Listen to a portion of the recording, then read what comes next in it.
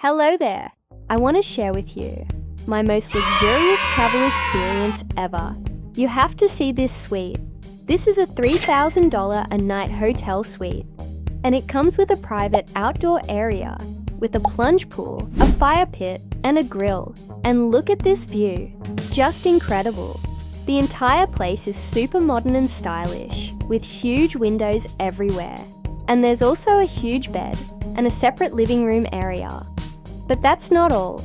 As a couple, we were lucky enough to stay here for 5 nights, and we had the best time.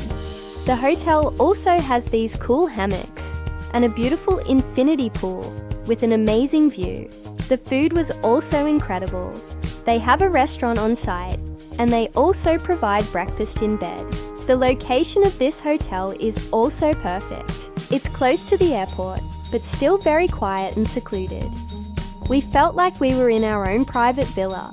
The staff were also extremely friendly and helpful, providing us with tips on where to go and what to do during our stay. One of the things I loved about this hotel is that it's eco-friendly. They have solar panels and rainwater harvesting systems.